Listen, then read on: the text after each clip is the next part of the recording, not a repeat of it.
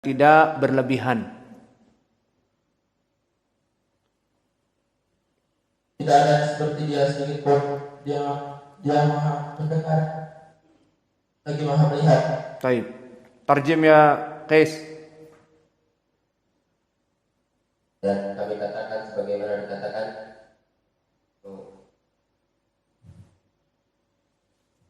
Rakulu kama qala wa nasifuhu bima wasafa bihi nafsahu la nata'adda dzalika wa la yablughuhu wasful wasifina.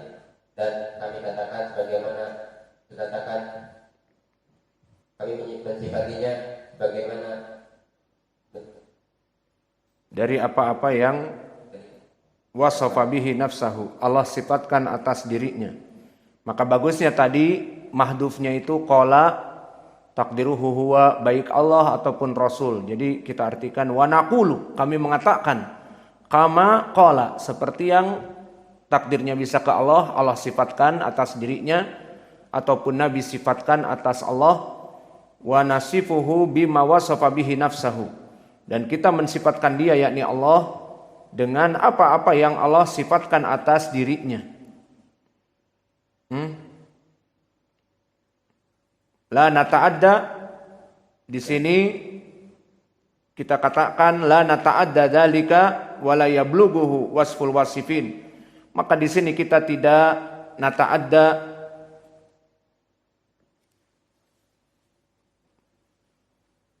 tidak melebih-lebihkan dari yang demikian, wa la yablughuhu wasful wasifin, dan juga tidak sampai kepada kita pensifatan dari manusia-manusia yang salah dalam mensifatkan Allah Jalla wa'ala dengan mentakwilkan kepada makna yang lain atau mengurangi, seperti beberapa kelompok yang mengurangi Al-Maturidiyah dan juga kelompok Al-Asy'ariyah mengurangi. Bagi mereka hanya wujud, qidam, baqa, mukhalafatul lil hawaditsi dan sebagainya. Dan juga mereka orang-orang yang mensifatkan buruk kepada Allah, maksudnya Allah mengatakan yad, mereka mengatakan ditakwilkan dengan kekuasaan atau kenikmatan dan sebagainya. Wala nata'adda dzalika, maka jangan berlebih-lebihan dalam menetapkan, dan jangan kita mensifatkan Allah seperti mensifatkan orang-orang yang sesat dalam permasalahan al-asma was sifat. Tarjim ya Hudzaifah.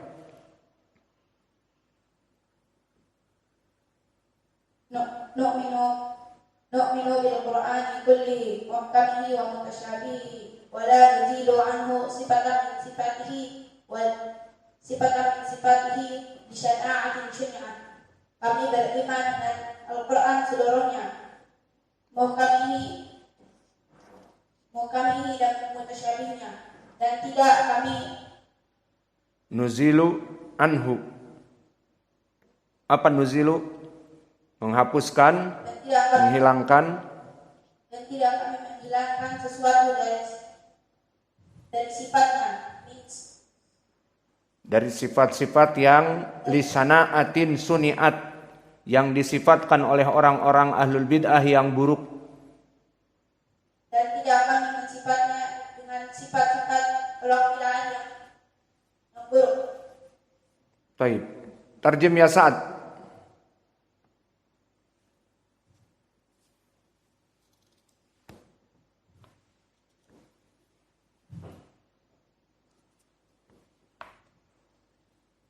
Wala nata'adda al-Qur'ana wal haditha. Iqra malak. wala nata'adda al-Qur'ana wal haditha wa la na'lamu kaifa kunha dzalika illa bi tasdiqi Rasulillah sallallahu alaihi wasallam wa tasbihil Qur'an. Apa diartikan wala nata'adda? Kita tidak menantang, kita tidak berlebih-lebihan, begitu.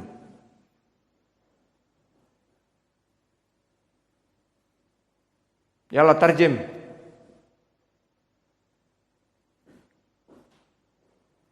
Abu Umair, tarjim.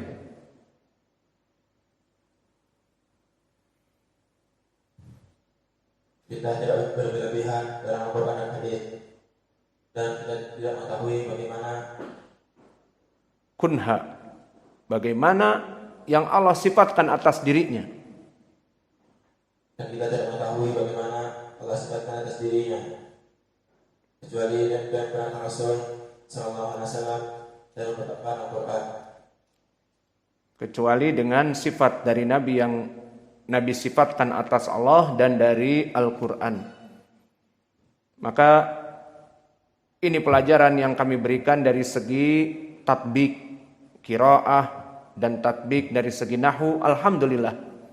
Namun di sini perlu kita berikan juga penjelasan dari makna yang tersirat, dan ini yang paling penting juga agar kita memahami apa manhaj ahli sunnah wal jamaah dari ucapan Imam Ahmad.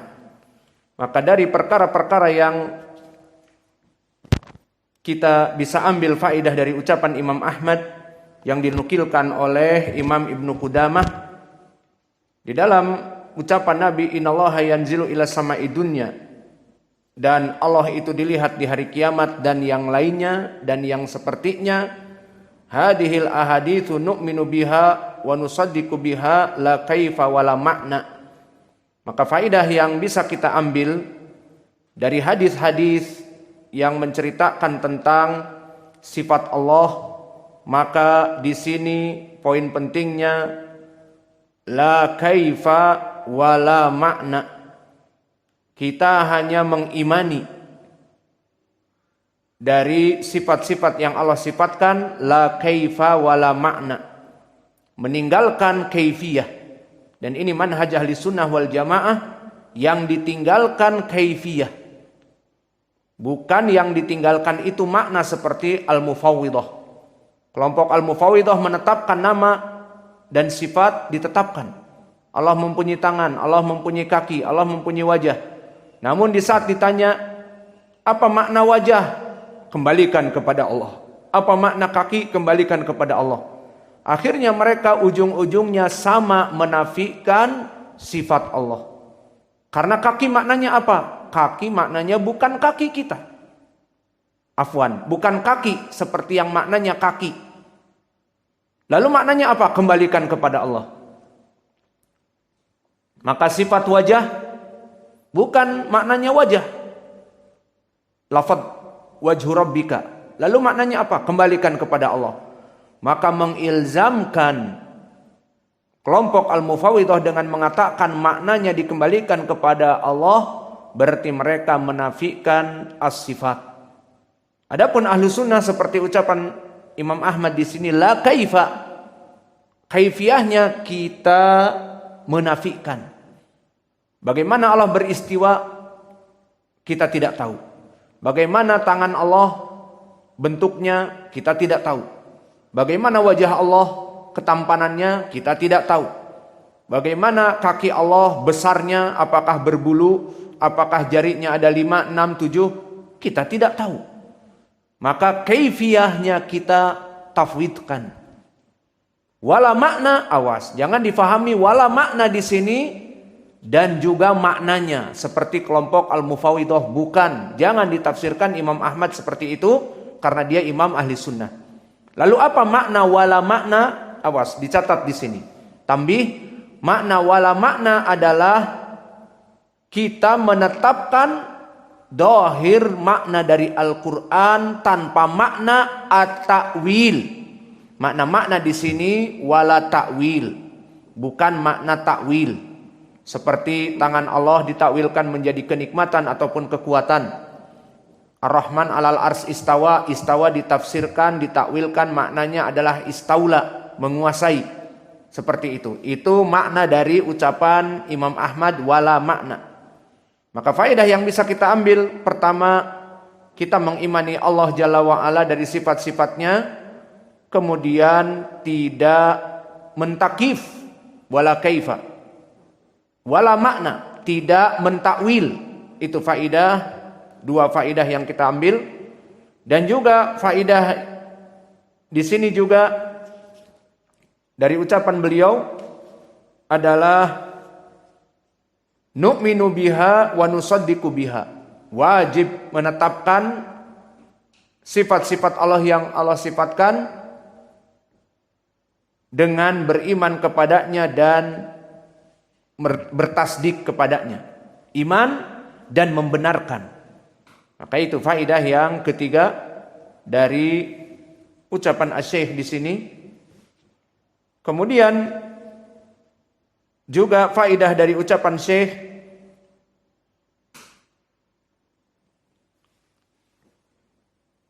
dan kita tidak menafikan.